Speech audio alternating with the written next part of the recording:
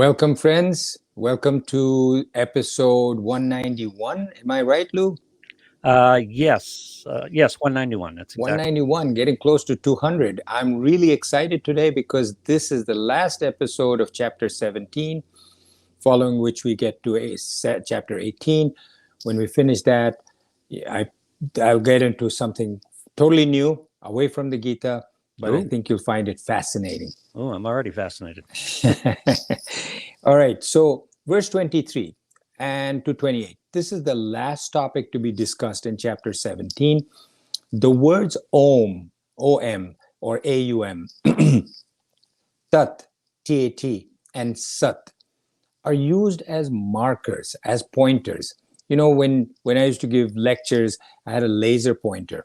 And when I wanted to point to something on a slide, I used the laser pointer to point to it. Or we use our finger or a long stick in olden days pointing to something. When you're pointing to something with a laser pointer or long stick or with your finger, you don't expect the person to look at the finger or the laser. You expect it to follow that finger or the laser pointer or that stick to whatever it is that you're pointing to. Mm-hmm. So Om really is a marker. All of these are markers. They're pointers. They point to Brahman. They point to say, this is what God is. We often, when I first started this, I didn't know what God was. I didn't believe that God was up in the sky. Didn't believe all of this. So this points to what really God is and makes so much more sense on a scientific basis.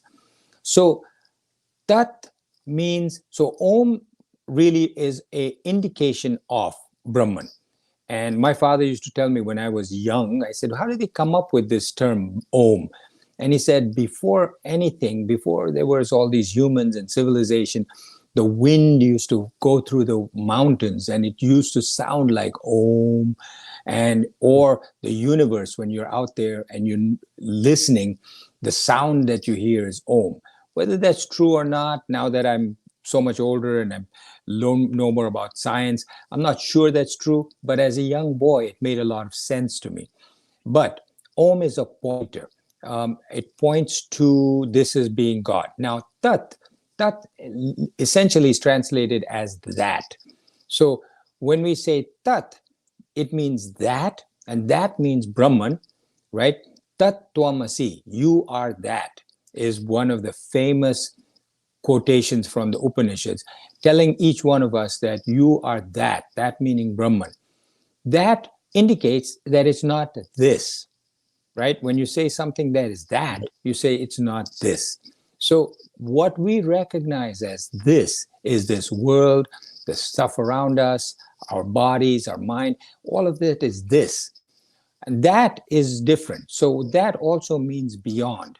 So anything that is beyond this. You know, we often, all civilizations point up to the sky as having God over there. So that is that. Why? Not because God is up in the skies or in space, but because it is beyond this world. That's why you point up, just as an aside. Mm-hmm. So, and Sat, S-A-T, means reality. Asat, A-S-A-T, is unreality. So it's like what we discussed about the rope and the snake. In the evening, there's a rope under some bushes. It's dark or twilight, and you look at the thing and you say, oh, you can see it as a rope. You say, oh, there's a rope under that bush, or you can see it as a snake. Sat, reality, means you see it as a rope. Asat means you see it as a snake. So when you see another human being, you say this is Brahman that has transformed and produced a human being. That is reality. When you see that other being as a human, as Brahman. When you see him as another body, an intellect, and a mind, you're seeing Asat. You're seeing the snake. You're seeing unreality. Hope that doesn't make it too confusing. So through yajna, which is sacrificing your ego, sacrificing your me, tapa, which is austerity, conserving your energies, your senses, etc., and dana, which is gift and charity, we can keep our mind still and without noise to reach Brahman. Or you can remain in asat, which is unreality. So We talked in the previous episodes about Shraddha, which is faith, or Ahar, which is intake, not of food alone. Ahar is not just the intake of food, but anything. You see something, you say, oh, that makes a difference. You're intaking whatever you see, whatever you hear, whatever you touch, whatever you feel. So that is Ahar. Yajna, which is your sacrifice of your ego. Dana, which is gift or charity. And Tapa, which is austerity. All of these can be either sattvic, rajasic, or tamasic. Rajasic means it's bound to sorrow. It will keep giving you unhappiness instead of happiness. Tamasic makes you more tamasic. Only sattvic helps you become free from your bondage to this sansar, to this world. So how can I make my ahar? How can you make your ahar, your yajna, your dana, your tapas more sattvic if it is rajasic or tamasic? That's really the question. Excuse me. Om, Tat, and Sat are three indicators of Brahman, as I said. So Om, number one, is a symbol of God. It is not God, but it is a symbol pointing to God. It's a pointer. It symbolizes pure consciousness. So what is Brahman? What is Brahman? Brahman is pure consciousness. What is pure consciousness? Take up hours to think about that. But I am conscious of this light. I'm conscious of this picture. Or I am just conscious. That pure consciousness, being before it becomes conscious of something, I'm conscious of my nose, of my hand, or I'm just conscious. That pure consciousness is Brahman. Just like existence. This microphone exists, but before that microphone exists, there's just pure existence. I am happy, I am blissful of, or I'm just blissful. These three things, it's a whole other discussion that we need to get into. But Om symbolizes pure consciousness, Brahman. It's not a person up in the sky. It's not a person with an elephant head, with a trunk, with arms. That's not Brahman. Brahman is pure consciousness that each one of us has inside that makes us alive. Its most powerful use of Om is in meditation. It pervades all your life, like prana. Prana, it means through your breath and through your prana, Om pervades. Om is the substratum of the waking state, the dream state, and the deep sleep state of consciousness, the sound of the universe, like my dad said. In the Mandukya Upanishad, if you ever get to reading that, Om is defined and explained in detail, much more so than I have over here. And it's fascinating. And why those three sounds are made by the pharynx, the palate, the lips. Very, very fascinating. Then number two comes Tat. Tat is that. We point to the sky, as I said. That means different from this or beyond this. And Sat means real, the supreme reality. It does not ever get negated. It cannot be destroyed.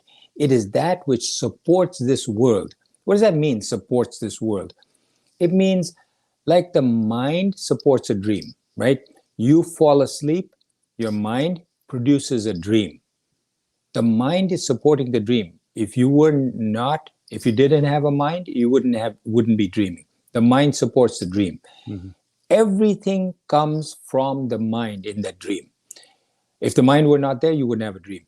The rope supports the snake. Because you're seeing the snake, if it weren't for the rope being there, you wouldn't have misunderstood it as a snake. So the rope supports the snake. Similarly, Brahman supports all of this. Don't misunderstand. People often say, well, does that mean the world doesn't exist? No, the world exists. If I tap on this desk, you can hear it. I can feel it on my knuckles as I tap. That's not what I'm saying. What it's saying is this is actually Brahman presenting himself as a human being, as a table, as a being, as a cow, etc. It appears in ours as a body, as a mind, or an intellect. Brahman does. But it's all Brahman. And just like the dream folds back into the mind, when you wake up, what happens to the dream? It goes back into your mind. It's still there. It's just that it's in your mind. Similarly, when we die, when whole civilizations get extinct, it all folds back into Brahman. Okay, so that was verse 23. Verse 24. Before doing any act of sacrifice or yajna or charity, dan or tapas, austerity, one should start by saying Om. So Krishna is saying that always say Om before you start anything. Why? It's not just a mechanical thing. People often, they're thinking about how much money they're going to do, etc., and they think saying Om. That's not what he's saying. He's saying no, don't just utter the word, but actually think of God before you do anything. If you want to reach Brahman, become self-realized, you must do yajna, dan, tapas, as we said. But before you do that, you say Om. Just chanting Om is not enough. It means keep in mind Brahman before doing anything. Keep that in uppermost in your mind. All your experiences, excuse me, all your experiences occur when we are in one of four states, right? Waking state, dream state, deep sleep state, and turiya, the fourth state. So, first, waking state, you're aware of the external world only. You're only aware of what's around you, what you can hear, what you can see, etc. In the dream state, you are no more aware of the external world through your senses. But the senses are all withdrawn into you, into the mind, and now you're aware of the internal world within yourself, and you're dreaming, and then you go into a deep sleep. Deep sleep, the mind is withdrawn from the external world as well as from the internal world. Your senses are withdrawn. Everything goes into unawareness. Yet it is still an experience. Why do I say deep sleep is still an experience even though you're not aware of it? Because when you wake up, if you say, hey, did you have a good sleep? Say, oh my God, I was in such a deep sleep. I didn't dream anything. I wasn't awake. I wasn't in a dream state because I didn't dream, but I was in a deep sleep. I didn't know anything, but I was in a deep sleep. So you're aware that you were in a deep sleep. So it's an experience. Last one is the fourth state, that is of turiya, which is meditation. In that fourth state, you are free from all bondage. And that's a whole other topic that we need to get into, which is turiya. Remember all three. Om, that is done before you do anything or think of God and give respect. Tat, during whatever it is that you're doing. And Sat, which is throughout reality. When you keep Brahman uppermost in your mind throughout anything that you're doing all day, your pride, your arrogance, your ego disappears. This makes your tapas, yajna, and dan to be sattvic. So here we're talking about sattvic, right? Next one is verse 25, which is without having attachments to the results of the action, remembering tat, that, beyond this, different from this, tat, one who desires liberation, self-realization, does yajna, dana, and tapas. So what he's saying is, number one, you sacrifice your work, your efforts to serve God. When you say sacrifice, doesn't mean, oh, I don't want to do any work. But you sacrifice the ego behind that work, your efforts. You're not saying, I want recognition. All of your efforts, your work, everything is sacrificed towards God, not for yourself. Meaning, not when I say sacrifice towards serving God, you don't have to sacrifice it towards just Brahman because you can't see Brahman, you can't focus on Brahman, you can't hear Brahman. But all other beings, anything that represents God, such as animals, other human beings, poor people, all of them represent God. You're serving them. And in that respect, you're serving God. Number two, you give charity or dana to serve God, to calm your mind for sure, but also to serve God.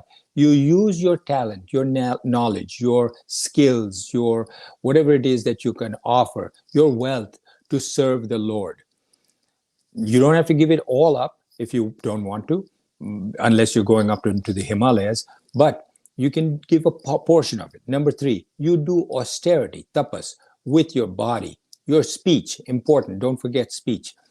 You do austerity to conserve your bodily sense organs, your strength, you conserve your speech, your mind, you conserve your thought processes to serve the Lord by controlling and channeling not just your senses, but also your mind, your intellect, and your body in order to serve the Lord.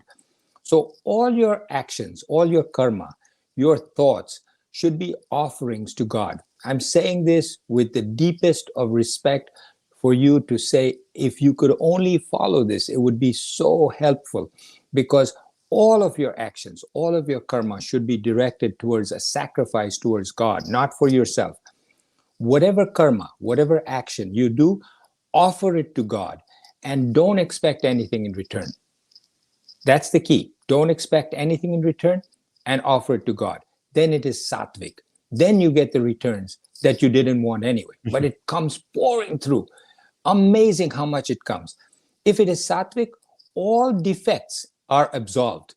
So if you're doing it with that kind of an attitude, even if you don't do it right, you don't say your prayers right, you don't do whatever it is that you're doing it to the best of your ability, offering it to God without wanting anything in return. Even if it's a mistake, you get absolved. I mean, it's common sense, right? If you've got somebody working for you and you see how hard he's working for you with giving of everything, he makes a mistake, are you going to really get mad at him, as opposed to be getting mad at somebody who's really careless and could care less about what he's doing?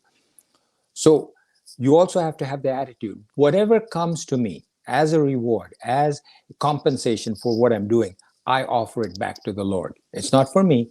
I give it back to the Lord. Whatever's left over, I can take it as prasad. In the church, in the Christian religion, Lou, do you have anything like what is there in the Hindu religion is you offer like a plate of fruit to the Lord, and then the priest takes one of those pieces of fruit and gives it back to you, and you take it with reverence and you take it away and you say, everybody eat a little bit of it. This has come as prasad from God. Do you have anything like that in Christianity? Not that I'm aware of that's really close to that. In the last episode, you talked about taking a certain percentage and giving it away as charity. And in the Catholic Church, we have tithing, or in Christian churches, we have tithing, which is kind of that. I'm not aware of a ritual like that. Yeah, it's coming. Tithing is giving to a certain percentage of yours. Here, it's the reverse, where you're getting back a certain percentage of what you gave. So that's called prasad. Whatever is left over, you take as a reward from God. So whatever comes to me, I offer it to the Lord, to other beings who represent the Lord, and then the Lord gives it back to you as prasad. Sometimes you get a little bit, you take it, you're happy with whatever you got. Sometimes it rains, it pours of rewards in return. It's like a river flowing down. If you take a river and you put a big stone in front of it, the water will just flow over it. And if the rock allows it to flow over, more water will flow. But if you take many rocks and you block it, that water becomes stagnant and stinking and dirty, stagnant pool. So it is best to, whatever you're getting, let it just flow over you, past you, and onto something else. So now verse 26. Verse 26 says, Sat is used as reality and goodness, and also as an auspicious act. Real, good, auspicious acts denote Brahman. Number one, dedication to the Lord, as I said before. Detachment. Detachment from what? Detachment from the world, detachment from your own ego, to say, I did this, I'm the doer, I should get the rewards, I should get the recognition, detachment from that, and detachment from the results. Results. Am I going to get success? Are people going to praise me? Am I going to get a lot of money? Am I going to get recognition? Detachment. Dedication to the Lord, number one. Detachment from the world, from the ego, from results. And number three, even in the action, as you're doing the action, the reality or sat is there. The doer, the action, the mantras that you chant, and the result is all Brahman after all. Everything that you're doing is all Brahman. You may think you're doing it yourself, but without Brahman, you can't do anything. The world is an expression of divinity. You can see Brahman, the Lord, the God, in it, in the world. You don't see it, that's asat, that's unreal. If you look at a rope in the twilight, for instance, you can see a snake or you can see the rope. The rope is real, the snake is unreal. The rope is tat, and the snake is unreal or asat. So when you see the world, beings, actions, deeds, animals, human beings, you see it as Brahman. That is real. Don't see it as different from you. It's all the same. You are Brahman, they are Brahman. See auspiciousness, right? When in the Hindu religion, we have so many auspicious days. Navratri, Shivratri. In Christian religion, you say Sundays, you go to church. Christmas, you do. But these are auspicious days. See auspiciousness not just on Shivratri, Navratri, Christmas, or Sunday, but see auspiciousness in every day, not just in a temple, but everywhere. Not just in one person who's dressed in saffron-colored robes, but in every person. Not just on occasion, but on every single moment of your life. Practice that, and it'll work out very, very nicely for you. Verse 27, almost there, Lou. Two more. When we develop that abidance, that yajna, dana, tapas is sthiti, proper abidance, more perfect, more sustained with all these sattvic qualities, then that abidance is called sat, because that will lead us to tat.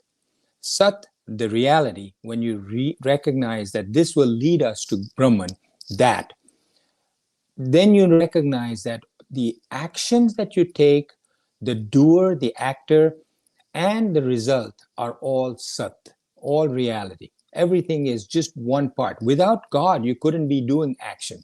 You couldn't be getting the results, and you couldn't be doing. So all of this, God doesn't need you to do it. It can be done. But you're acting as an instrument, and that is what is sat and tat. The action itself is Brahman. Therefore, it's sat. The action itself is Brahman. For instance, if I wanted to see, right, I have eyes, I have everything working. And I say, I can see, I don't need God. But God produces, Brahman produces light. Without light, I could have my eyes, I could have everything, I could have consciousness. Right. But if it's pitch dark, I see nothing. I need God in order to see. I want to walk. I say, I can walk, I don't need Brahman. Listen, you need gravity in order to walk. Otherwise, you'll be floating out in space. You won't walk. You need earth to be able to walk on those footsteps. Without earth, you can't walk. You still need tat. You need Brahman to do it. So the action itself is Brahman, therefore sat. It leads you to Brahman, which is that, or tat. The action for tat is called sat. It's confusing and not necessarily something for you to think of in great detail unless you're a philosopher.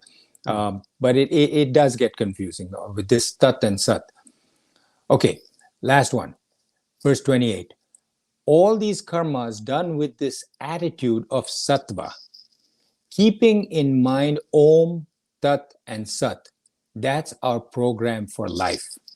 Whatever is sacrificed, given, or done without Shraddha or faith is called asat, unreality. And it is, asat is neither here nor there, is what the verse says.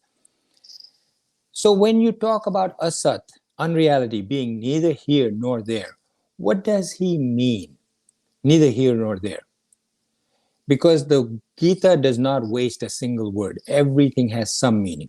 So he's saying here that practice without faith or devotion, sattvic qualities, achieves nothing.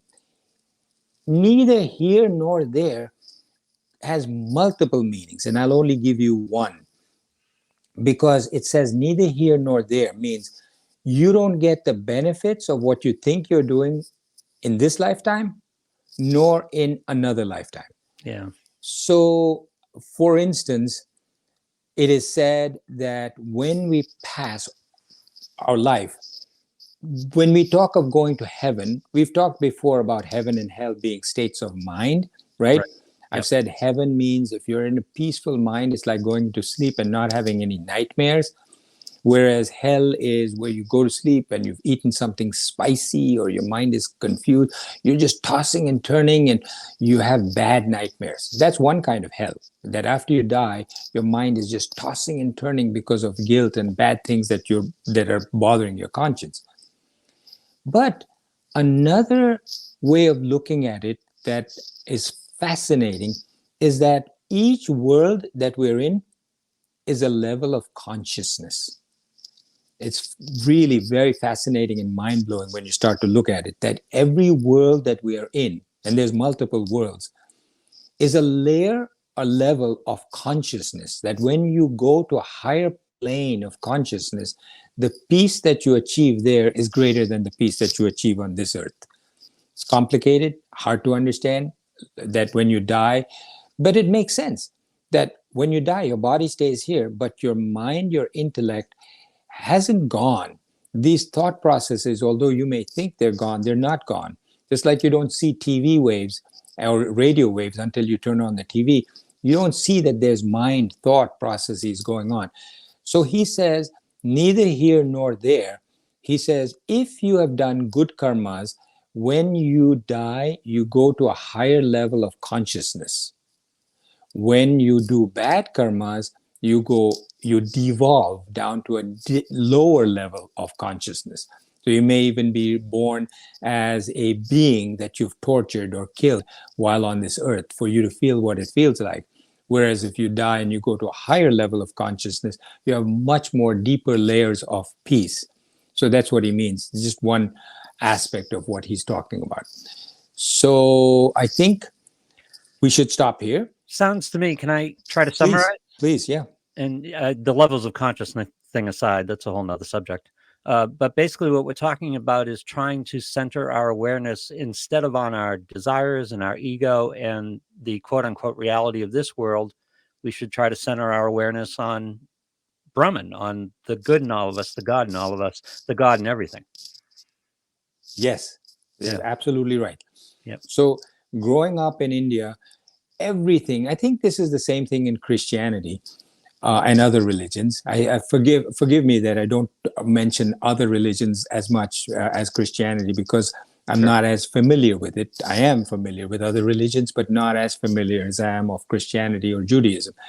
But in Hinduism, when you eat, you're taught that before you take your first bite, focus your mind on what it is that you're eating, that this is Brahman that you're eating. This is a form of food that Brahman has produced for you by changing Brahman into that energy into food, and you're eating it. So you're grateful to, so give appreciation, to focus your mind on what you're getting as Brahman, and give back to Brahman as you're eating it with your gratitude.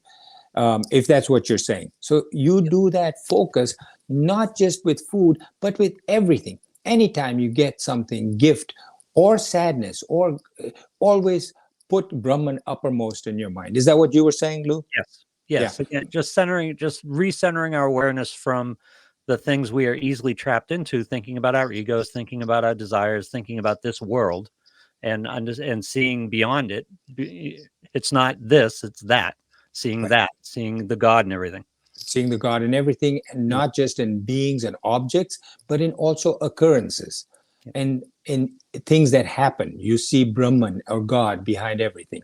And as you learn more about the Gita, you will find that you're able to find meaning. You can say, okay, yes, I can understand that these things have to happen. Bad things happen. People, I found that many people say, oh, listen, why did this person have to die? And a priest says, well, God wanted him up there. Doesn't work like that. There's no being up there in the sky that says, hey, I want your child. But when you study the Gita and the Upanishads, you understand why a child might have to die, or what happens, what is the reason for death or illness or suffering or what of that. And you see, it's a cycle. It's very, very carefully programmed, and you can do nothing about it. You can. Well, that's not 100% true. Sorry, Lou. That's a big hurdle for Christians, I think, because Christians associate Brahman and God with a person or a thing. There's a manifestation of it. Not just Christians, all religions. In our upbringing, and letting go of that and understanding that Brahman is we're not sacrificing for a person, a guy in a white robe and white beard sitting on a throne. It's not that. And letting go of that is the part that, if you can let go of that, it makes all of this easier, I think. Yeah. So you said Christians. It's the same with Hindus. With other religions too, you automatically tend to believe, you personify God, and you Yes, say, God is doing this, God is punishing me, God is rewarding me. It doesn't work like that. And this is why the Gita and the Upanishads are so beautiful, because it explains in a scientific manner why things happen. If you can get this knowledge, it gives you tremendous peace. Okay, So, friend, I'm sorry. sorry. Find us on Facebook, Apple Podcasts, Google Podcasts, Amazon Music, Audible, Spotify. A lot of you are finding us on Spotify. If you're not listening just here on Facebook, and check us out. We're on to Chapter 18 next episode. Yes, chapter 18. Thank you very much, friends, and I'll see you next time.